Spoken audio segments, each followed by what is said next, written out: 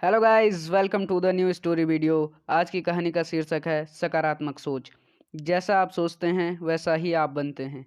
तो कहानी शुरू होती है। एक बार की बात है, किसी गांव में एक गरीब आदमी रहता था जिसका नाम अमर सिंह था।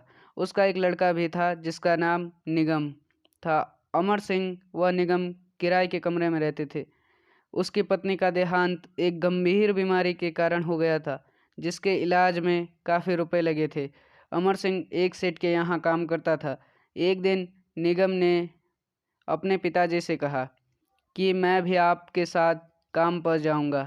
अमर सिंह के मना करने पर भी लड़का नहीं माना और अमर सिंह के साथ सेठ के यहाँ चला गया। अमर सिंह सेठ के घर के साफ सफाई का काम करता था। अमर सिंह सेठ के लग्जरी कारों को साफ कर रहा था और निगम उसे देख रहा था। निगम यह सब देखकर सोच रहा था कि कभी हमारे पास भी ऐसी गाड़ियाँ होंगी और मेरे पिताजी उनमें बैठेंगे। एक दिन निगम के स्कूल में अध्यापक ने सभी बच्चों को उनके सपनों के बारे में, जो आप बनना चाहते हैं, उस पर निबंध लिखने को कहा। अगले दिन सभी बच्चे अपनी अपनी जो उनके सपने थे उन पर निबंध लिखकर ले आए। अध्यापक ने सभी के निबंध देखे और पास कर दिए। निगम का निबंध देखकर अध्यापक बोले कि तुमने ये क्या लिखा है? तुम ये बड़ा बंगला गाड़ी कहाँ से लाओगे? और कहा, मैं तुम्हें एक दिन और देता हूँ। तुम ऐसा निबंध लिखकर लाना जो तुम्हारे लिए संभव हो, जो तुम कर सको। बेकार में जो तुम्हारे लायक ना हो उस पर निबंध मत लिख कर लाना, नहीं तो मैं तुम्हें फेल कर दूंगा। निगम घर गया और अपने भविष्य में अपने सपनों को सोचने लगा, और लेकिन कोई दूसरा सपना सोच ही नहीं पा रहा था।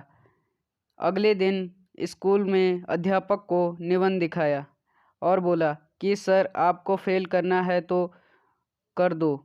मेरा तो ये ही सपना है कि मेरे पास बड़ा बंगला गाड़ी होगी और मैं एक बड़ा अफसर बनूंगा। मैं अपना सपना बदलने वाला नहीं हूँ। अध्यापक ने यह सब सुनकर निगम को फेल कर दिया।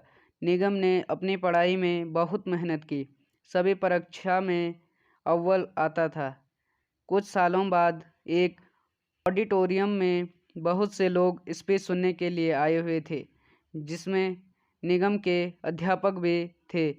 और जो स्पीच दे रहा था वो था एक बड़ा अफसर निगम।